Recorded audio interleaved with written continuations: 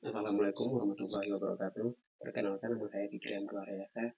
Di sini saya akan membahas uh, tugas sistem transportasi yang pertama, sistem transportasi berkelanjutan.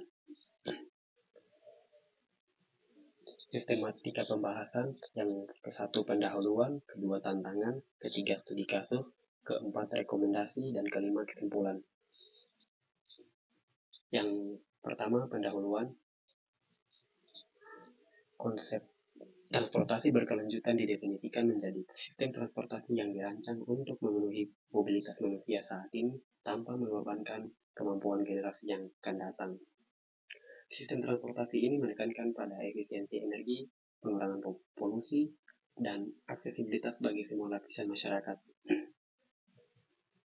Karakteristik utama dalam sistem transportasi berkelanjutan, yang pertama ramah lingkungan, yaitu mengurangi emisi karbon dan polusi udara. Yang kedua, efisiensi, memaksimalkan penggunaan energi dan waktu perjalanan. Dan ketiga, inklusif, dapat diakses oleh semua orang, semua golongan tanpa terkecuali. Yang keempat, terintegrasi, di mana sistem ini menghubungkan semua moda transportasi untuk meningkatkan konektivitas. Relevansi dalam pembangunan kota, yang pertama ialah urbanisasi yang pesat, dengan lebih dari 55% populasi dunia tinggal di daerah perkotaan, kemudian sistem transportasi semakin meningkat. Yang kedua, dampak lingkungan, transportasi menyumbang lebih dari 20% emisi karbon global. Yang ketiga, kesejahteraan masyarakat, di mana transportasi yang efektif dapat meningkatkan produktivitas dan kualitas hidup penduduk kota. Tantangan dalam mewujudkan sistem transportasi berkelanjutan, tantangan global dan tantangan lokal. Tantangan yang pertama, tantangan global, tergantung pada kendaraan pribadi. Kendaraan berbahan bakar fosil masih menjadi pilihan utama masyarakat dunia, sehingga masyarakat berminat untuk mengganti ke transportasi berkelanjutan. Yang kedua, infrastruktur yang tidak memadai, terutama di daerah-daerah berkembang. Sistem transportasi, sistem infrastruktur untuk menunjang transportasi berkelanjutan ini masih belum mendukung. Yang ketiga, pendanaan biaya untuk investasi seperti teknologi, bus listrik, teknologi baru, bus listrik, dan kereta cepat sangat tinggi. Yang keempat, perilaku masyarakat sendiri, resistensi masyarakat untuk beralih ke kendaraan pribadi, ke transportasi umum. Resistensi ini dapat disebabkan oleh kebiasaan lama, kurangnya kepercayaan terhadap transportasi umum, dan persepsi bahwa kendaraan pribadi lebih nyaman atau prestis. Ini juga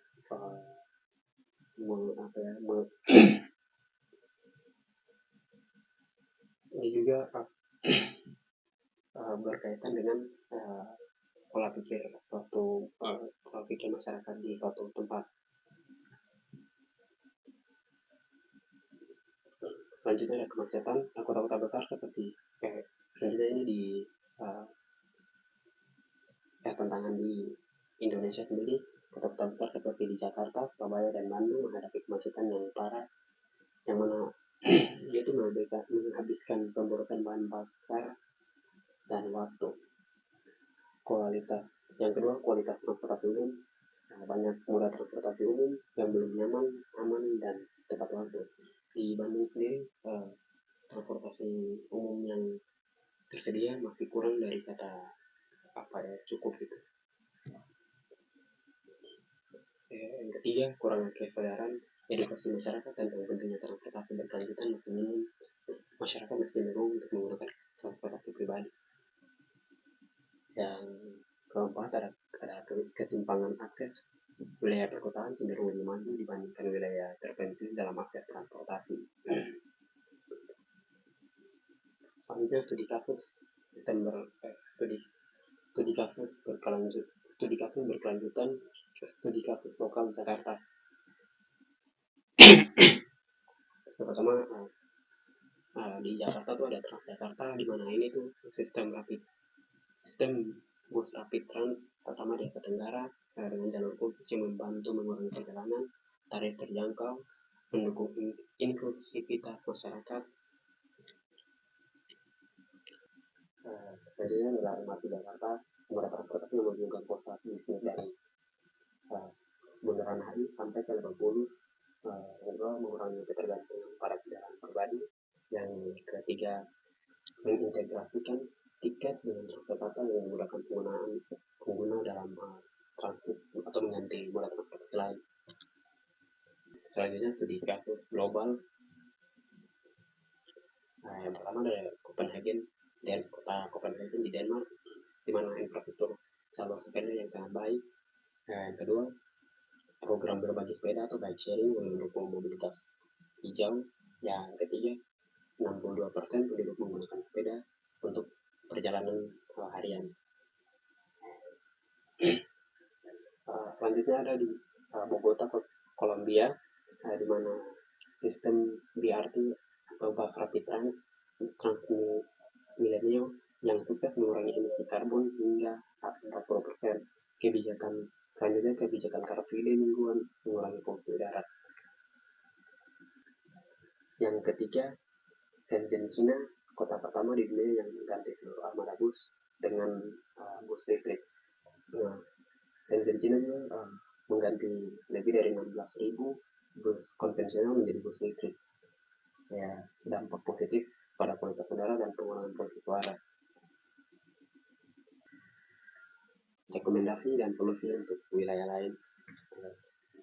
Yang pertama ada pengembangan transportasi umum, mengintegrasikan berbagai moda transportasi seperti bus, kereta, dan MRT, subsidi untuk mendorong penggunaan transportasi umum, implementasi bus listrik untuk mengurangi emisi karbon, infrastruktur sepeda dan pejalan kaki, di mana ini tuh membuat jalur sepeda dan jalur trotoar yang aman, menyediakan fasilitas parkir sepeda di stasiun transportasi umum, edukasi kepada masyarakat tentang manfaat bersepeda bagi kesehatan dan lingkungan. Pemanfaatan teknologi juga di sini berperan penting, di mana penggunaan aplikasi mobile untuk mempermudah navigasi dan rute transportasi umum, sistem tiket elektronik terintegrasi untuk berbagai moda transportasi, pemanfaatan data besar atau big data untuk merancang rute transportasi yang efisien. Selanjutnya ada kebijakan dan regulasi, menerapkan pajak tinggi bagi kendaraan berbahan bakar fosil, memberikan insentif bagi pengguna kendaraan listrik, kebijakan zonasi, rendah emisi atau low emission zone di pusat kota. Selanjutnya kesimpulan yang kita baca. Kesimpulannya, transportasi berkelanjutan adalah solusi penting untuk menghadapi tantangan urbanisasi, perubahan iklim, dan kemacetan. Studi kasus dari Jakarta, Copenhagen, dan Shenzhen menunjukkan bahwa inovasi dan komitmen dapat membawa dampak positif yang signifikan. Pesan akhir adalah transportasi berkelanjutan bukan hanya pilihan, tetapi juga kebutuhan masa depan yang lebih hijau, sehat, dan efisien. Dengan kolaborasi antara pemerintah, masyarakat, dan sektor swasta, kita dapat menciptakan kota yang lebih baik untuk generasi yang mendatang, mulai dari perubahan dari sekarang. Terima kasih.